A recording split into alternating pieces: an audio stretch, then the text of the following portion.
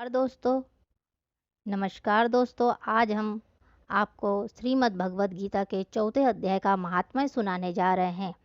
अगर आपको पसंद आए तो लाइक करें, सब्सक्राइब करें। श्री भगवान बोले, हे लक्ष्मी, जो पुरुष श्री गीता जी का पाठ करते हैं उनके उनके स्पर्श मात्र से मनुष्य अधम देह से छूटकर मुक्ति को प्राप्त होते हैं। लक्ष्मी जी ने पूछा, हे महाराज, श्री गीता जी के पाठ करने वाले के स्पर्श से कोई जीव भी मुक्त हुआ है? तब श्री भगवान ने कहा, हे लक्ष्मी, तुमको मुक्त हुए की एक पुरातन कथा सुनाता हूँ। भागीरथी गंगा जी के तट पर काशी जी नगर है। वहाँ एक वैष्णव रहता था। वह गंगा जी में स्नान कर श्री गीता जी के चौथे अध्याय का पाठ किया करता था। एक दिन वह साधु वन में गया। वहाँ बेरिया के दो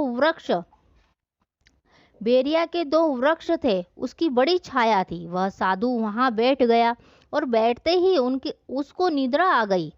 एक बेरी से उसके पांव लगे और दूसरे के साथ सिर लग गया।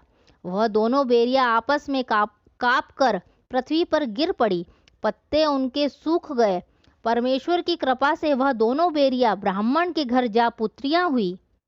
हे लक्ष्मी, बड़े उग्र पुण्यों कर मनुष्य देह मिलती है।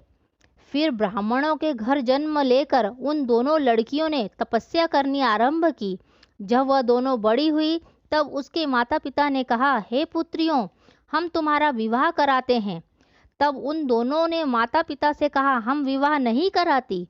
उन दोनों को अपने पिछले जन्म की खबर थी। वह सुंदर जाति में जन्मी थी।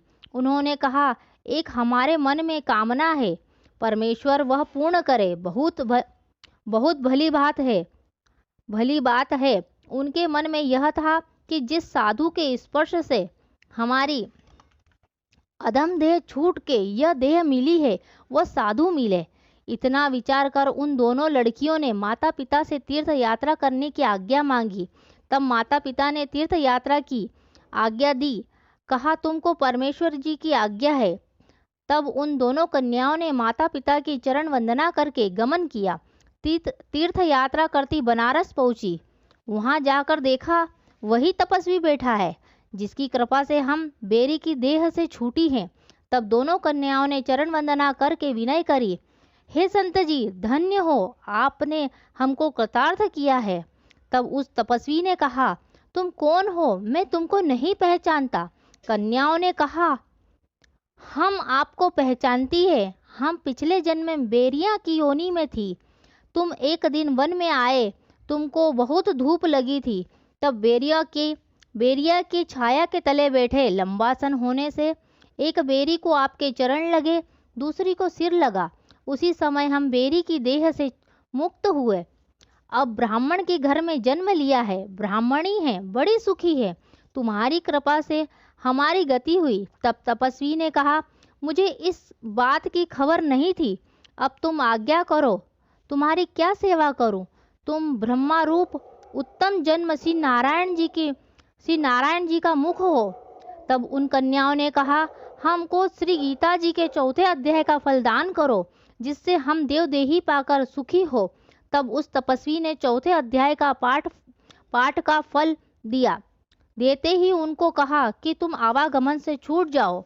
इतना कहते ही आकाश से विमान आए और उन दोनों ने देवदेही पाकर वैकुंठ को गमन किया। फिर तपस्वी ने कहा, मैं नहीं जानता था कि श्री गीता जी के चौथे अध्याय का ऐसा महत्व है। तब वह मन, वचन व कर्म से नित्य प्रति अटूट श्रद्धा सहित श्री गीता जी का पाठ करने लगा। जय श्री कृष्ण भगवान की जय। यह चौथा अध्याय का महात्म्य था। सो आपने सुना। श्री कृष्ण भगवान की जय।